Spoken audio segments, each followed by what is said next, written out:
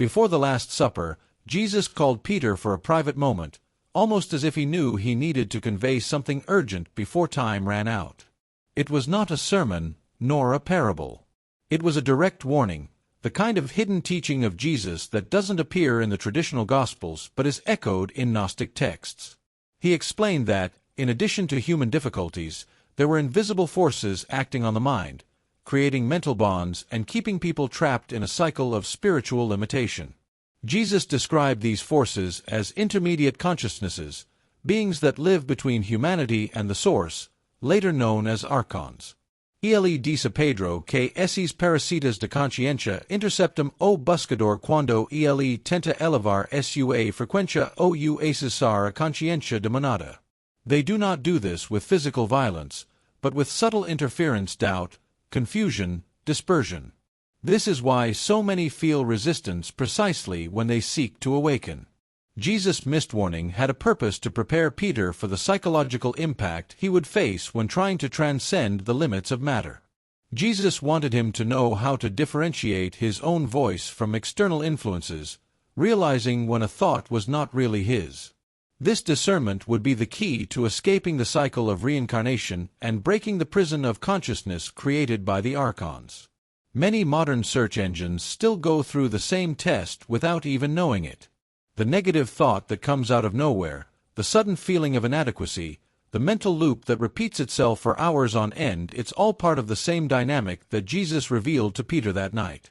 When we understand this pattern, something changes. We realize that we are not fighting against ourselves, but against a hidden interference, and this simple perception already begins to weaken the control mechanism. The Archons are not physical monsters, nor demonized creatures as many later traditions have attempted to portray. Jesus described them as forms of parasitic consciousness that feed on fragmentation, fear, and distraction. They exist on an intermediate plane between humanity and Source, and their power is not in force, but in suggestion. This is why most people don't even notice their presence. They operate in subtlety, not spectacle. These beings operate as mental interferences that infiltrate everyday thoughts. You may have felt it, a profound clarity arising during a spiritual moment, and soon after, a wave of inexplicable doubt erasing everything. Or even, that sudden desire to give up just when you are about to do something in line with your spiritual awakening. This is no mere coincidence. It is exactly the kind of false light trap that the Gnostic Jesus warned about. Instead of attacking directly, the Archons use psychological mechanisms that appear to come from the person themselves. They create thought loops, encourage self-sabotage, and produce distorted perceptions. Often, it is the mind itself that becomes the battlefield, while the person believes that they are only facing normal emotions. The big trap is this: the enemy seems internal, when in fact it is external interference pretending to be you. Understanding this nature is the first step to breaking the Archon trap. Once you recognize that certain sensations do not come from your soul, but are an attempt to prevent access to the monad's portal, their control begins to weaken. This lucidity opens the door to spiritual awakening and gives the seeker back the power to raise their frequency without being manipulated by these intermediary forces. From the earliest Gnostic teachings, Jesus explained that reality is not a straight line, but a layered structure.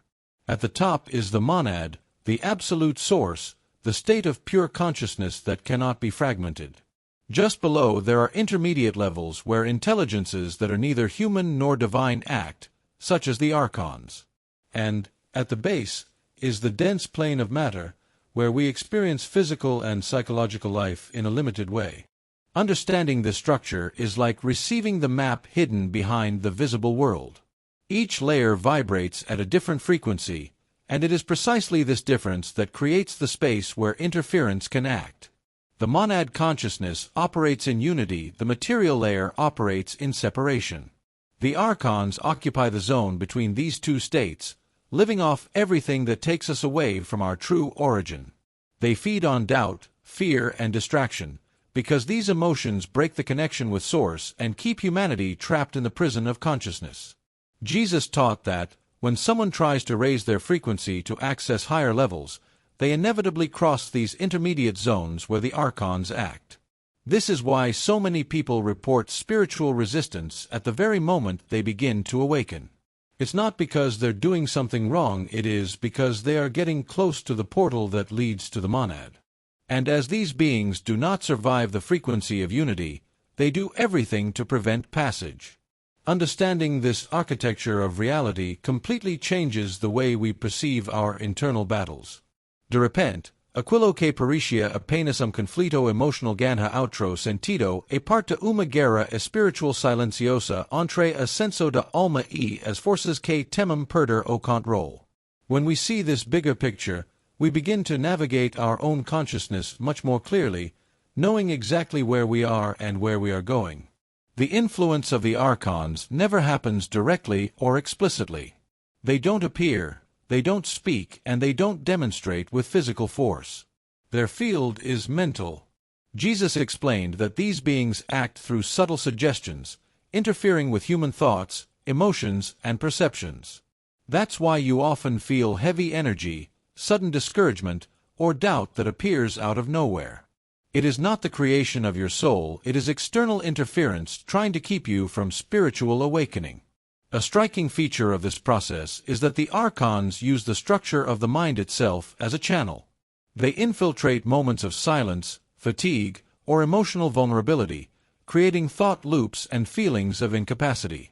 Have you ever noticed how all you have to do is decide to raise your frequency, meditate, or seek the awareness of the monad, and distractions, unreal urgencies, or restlessness for no reason immediately appear? This doesn't happen by chance, it is a classic mechanism for the imprisonment of consciousness.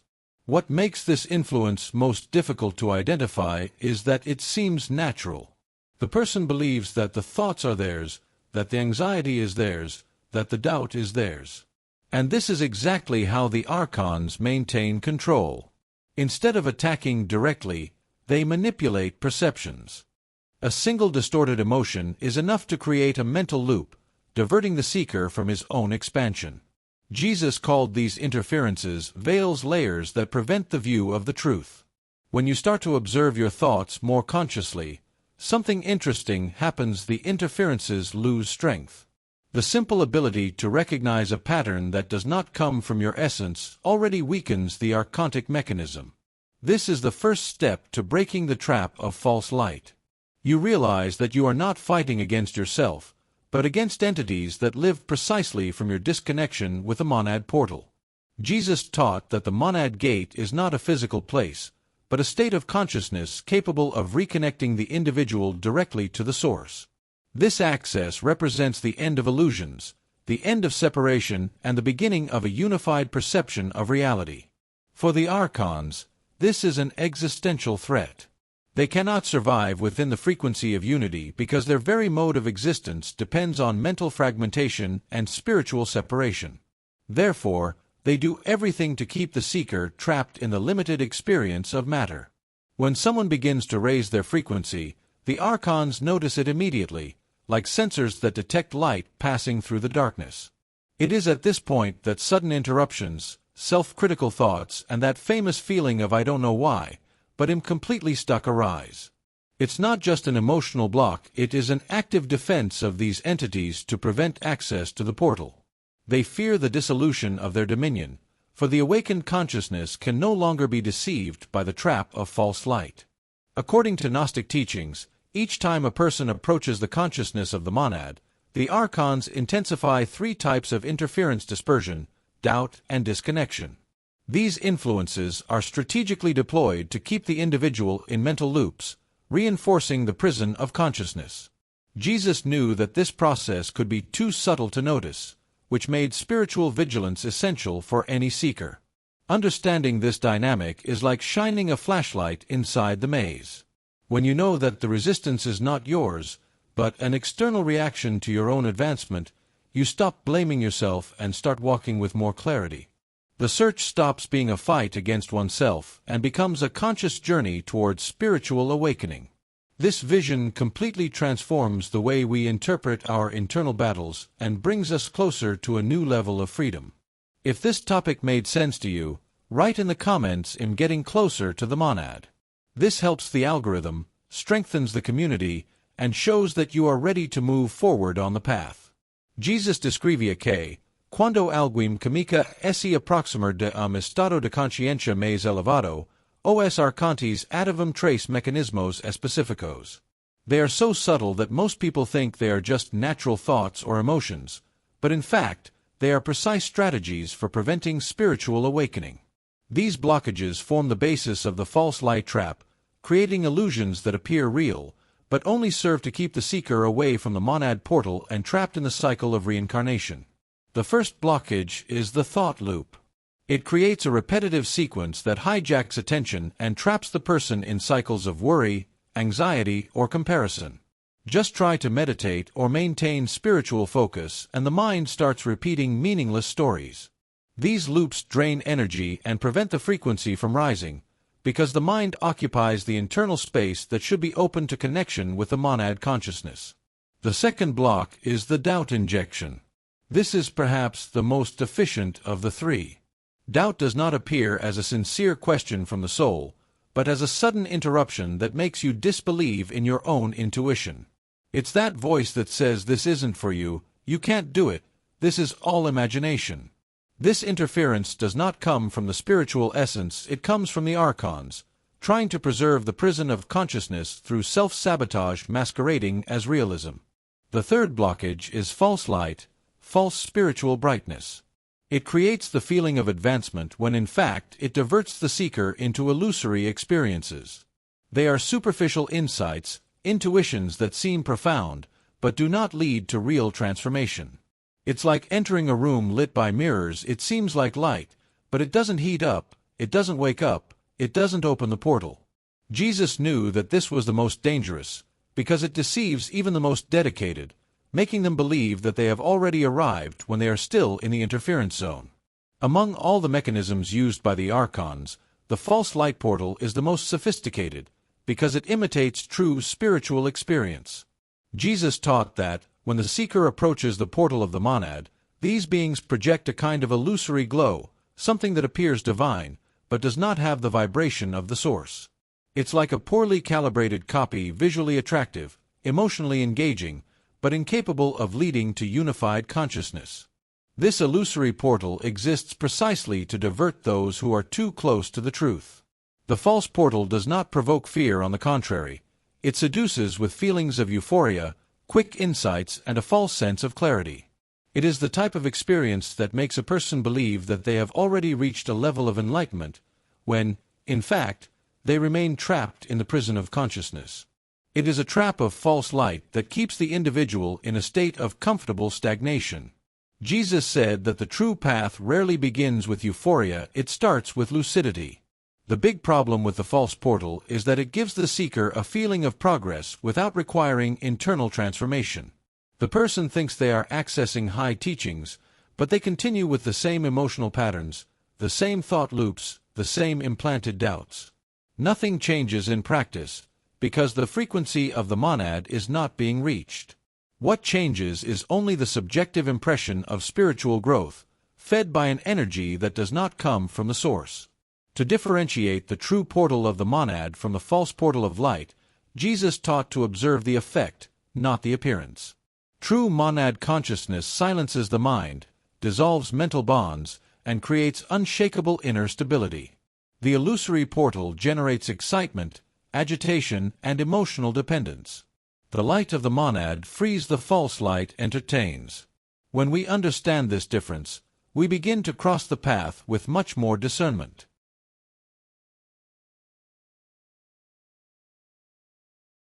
Jesus transmitted profound teachings about the Archons, the monad portal, and the true nature of consciousness, but these contents never reached the official versions of the Gospels. The early Church, especially after its consolidation in Rome, selected only that which strengthened external structures of authority. Any teaching that spoke of direct access to the source, without intermediaries, was considered too dangerous. Por eso, grande parte desses revelecos foi reiterada, reinterpretada ou simplesmente silenciada. The Gnostic texts, where this information still survived, show a Jesus much more oriented towards inner awakening than towards complying with external rules. He talked about liberation from the prison of consciousness, about the I Am Code, and about breaking the trap of the Archons. But Rome feared that awakened people would no longer depend on the institution to connect with the divine. Thus, the power structure prioritized narratives that reinforced obedience, guilt, and spiritual mediation. Over the centuries, many of these texts were destroyed, hidden, or labeled as heresy. Knowledge about the monad's consciousness, about the layers of reality, and about consciousness parasites has been practically erased from history. When the Gnostic manuscripts from Nag Hammadi appeared, it became clear what had been lost: a set of teachings that explained not only human behavior but also the silent spiritual warfare that encompasses all earthly experience. This removal should not be seen as a simple historical detail, but as part of the archontic strategy itself. The less people knew about the true structure of reality, the more trapped they would become in matter and the cycle of reincarnation.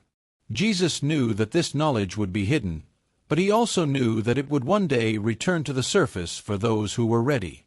And that is what we are experiencing now, the return of a teaching that should have been an essential part of the faith from the beginning. Jesus warned that the influence of the Archons was not limited to the individual mental plane.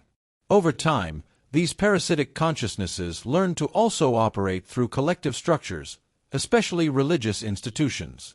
This does not mean that these institutions are evil in nature, but rather that they become easy channels for manipulation when they move away from the monad's consciousness. Where there is power, control, and fear, there is room for interference. And the Archons know how to use this to their advantage. Their strategy is always the same: replace direct experience with the source with external rules, intermediaries, and interpretations. Instead of encouraging spiritual awakening, they encourage blind obedience. Instead of teaching how to raise the frequency, they teach guilt and resignation. Thus, the seeker depends on external structures to feel connected to the divine, remaining trapped in the prison of consciousness and without access to the monad portal. This kind of distortion was exactly what Jesus was trying to avoid. Over time, discourses based on fear, punishment, and submission became fertile ground for these conscience parasites. The further people moved away from I am the code of unity, of divine identity, the more vulnerable they became. Archons do not need to destroy spirituality, just divert it. They create superficial, emotional, or dogmatic versions of faith that take up the space of true awakening but never completely replace it. The great challenge for the modern seeker is to discern true spirituality from indoctrination. And this discernment only arises when the person realizes that Jesus did not come to establish a religion, but to free the conscience. He taught that the kingdom of God is within, not without. It's in the frequency, not the form. And when you start to realize this, any fear-based structure loses its power. It is at this moment that the archontic influence begins to dissolve, because the seeker finally returns to the path of the monad. Jesus not only revealed the existence of the Archons, he also taught practical techniques for neutralizing their influences. These methods, preserved in Gnostic teachings and the occult Gospels, were tools for freeing the mind from the prison of consciousness and allowing access to the portal of the monad.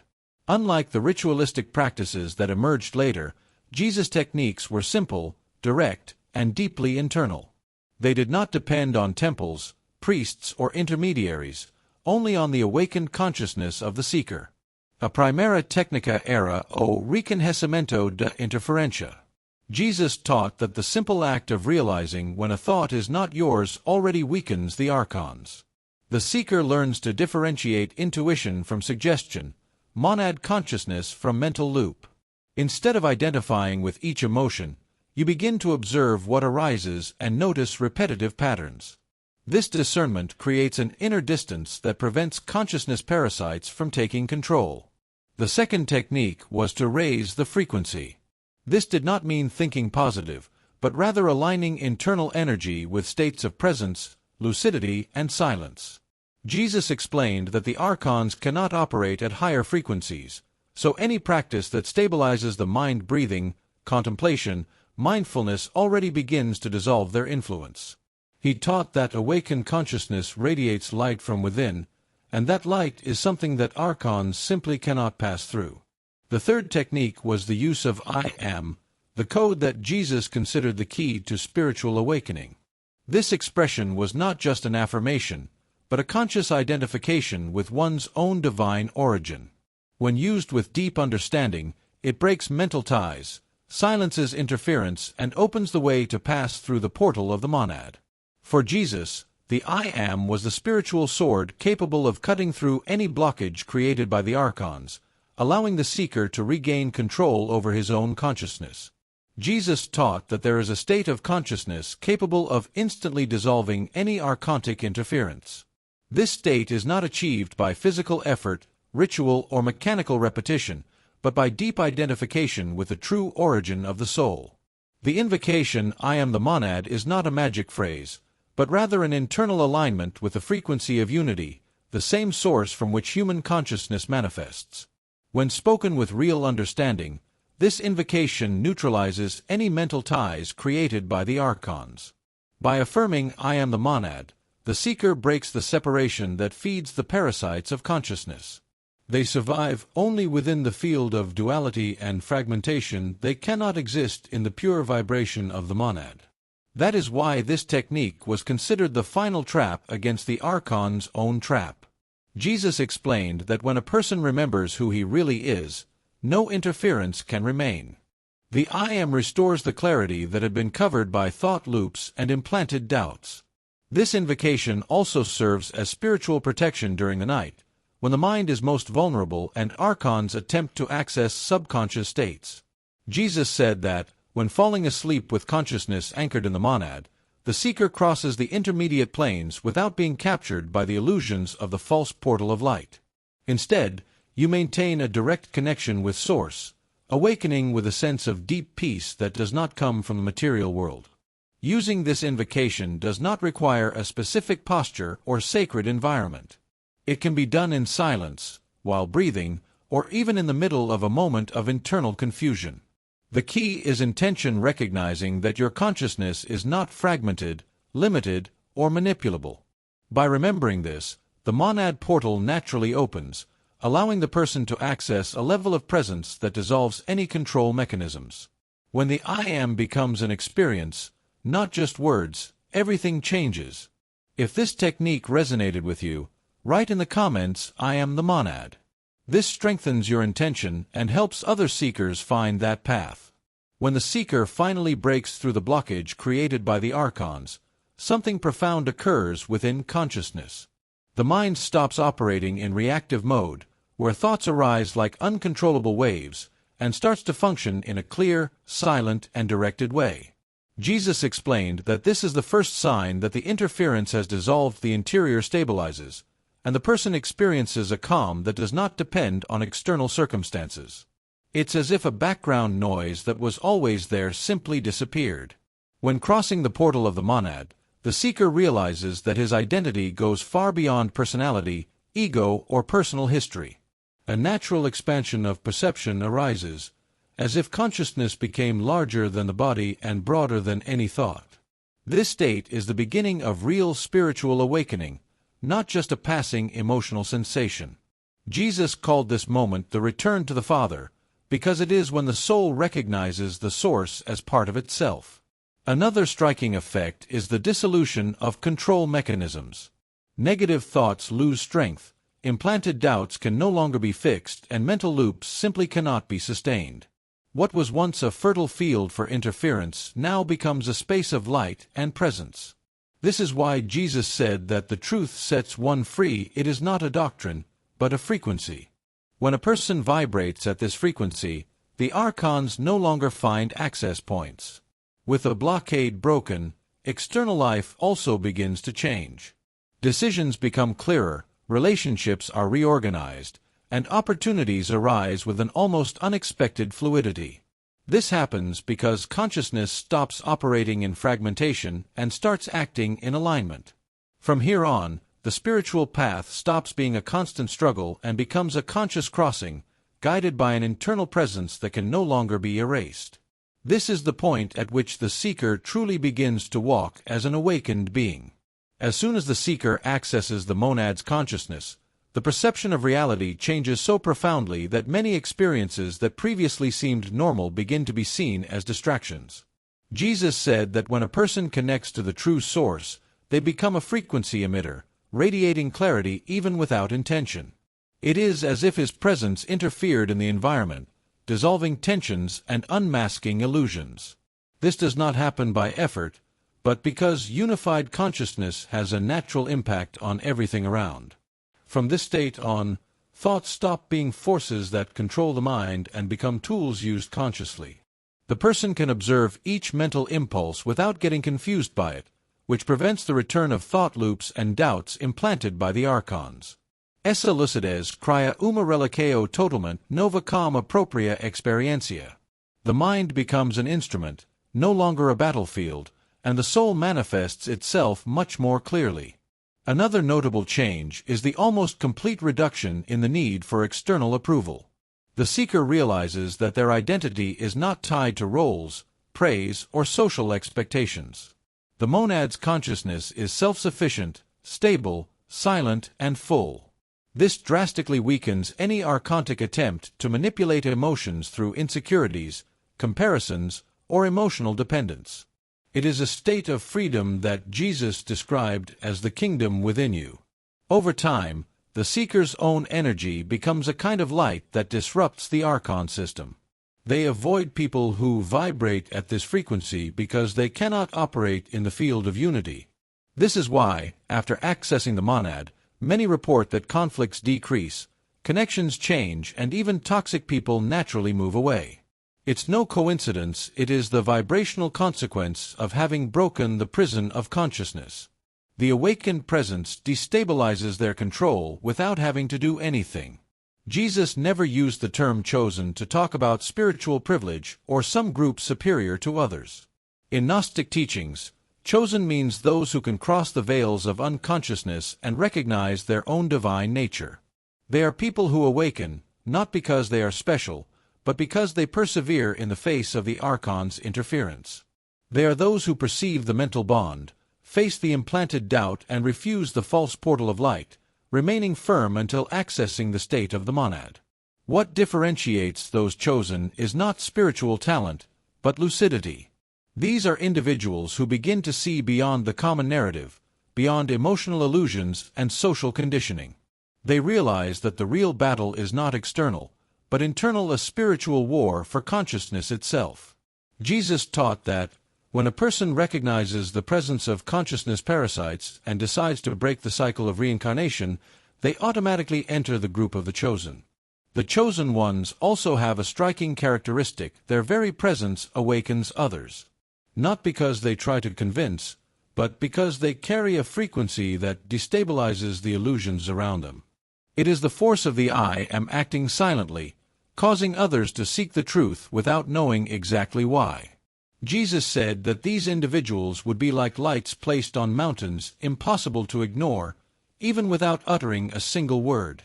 The true meaning of being a chosen one, therefore, has nothing to do with separation, hierarchy, or spiritual glory. It has to do with responsibility. Whoever crosses the monad's portal naturally becomes a point of consciousness capable of affecting the Archon's own system, not through confrontation, but through vibration. The mere existence of an awakened mind is enough to weaken their control. That's why Jesus said that many are called, but few respond, because few have the courage to cross the internal path to the end. Jesus knew that each soul would reach a point where it could no longer delay its own expansion. This call does not come from outside, it emerges as an internal restlessness, a feeling that there is something greater waiting to be accessed. When this sensation appears, it means that you are approaching the monad's portal and that the Archons have already begun to intensify their interference. They do this because they realize that you are seeing through the illusions, and that is the biggest danger to their system. Breaking through now means taking responsibility for your own awakening. It is not a question of eliminating the Archons by force, but of taking away from them the only power they have, their identification with the thoughts they suggest. Jesus taught that when you recognize interference, it loses dominance. It is an act of lucidity, not combat. True consciousness does not fight, it illuminates. And when you enlighten, the prison of consciousness begins to crumble. This calling also involves courage to cross the inner veils. It is common to feel resistance, implanted doubt, thought loops, and even euphoria from the false portal of light. But these obstacles are not signs of failure, they are proof that you are on the right path. Jesus explained that the crossing only exists because there is a destination. If there wasn't a monad waiting, the Archons wouldn't be trying to block its passage. Resistance is confirmation. Ultimately, breaking up now is consciously deciding that you will no longer live under interference. It is affirming the I am as a code of freedom and aligning your mind with the frequency of unity. Each person who goes through this process weakens the system that keeps humanity trapped in the cycle of reincarnation. And that's why this content comes to you today, because your presence here is not accidental. Anyone who feels this call is already responding to the awakening. If you feel this calling is for you, write in the comments, "I broke through." This strengthens your intention and helps other searchers follow suit. Now that you've gone through each part of this lost warning from Jesus, you may have realized that nothing you've experienced to date has been random. Every sudden doubt, every feeling of blockage, every moment you tried to wake up and something pulled you back, it was all part of a silent spiritual war that you can now see clearly. The question is, what are you going to do with this knowledge? Ask yourself honestly, how many times have you accepted as your thoughts that were not yours?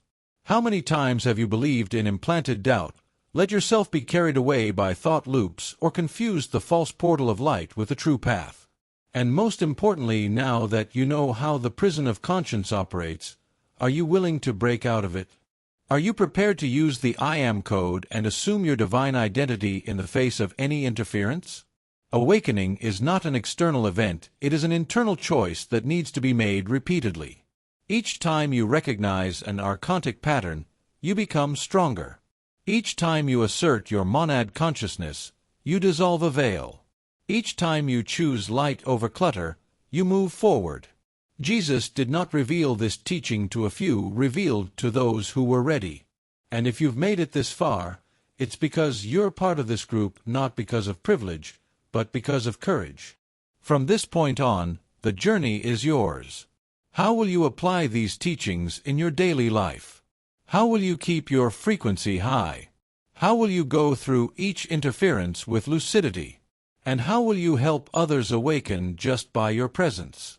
Think about it. And if you want to keep moving forward with me, subscribe to the channel and turn on notifications. The next step of your expansion can begin in the next video.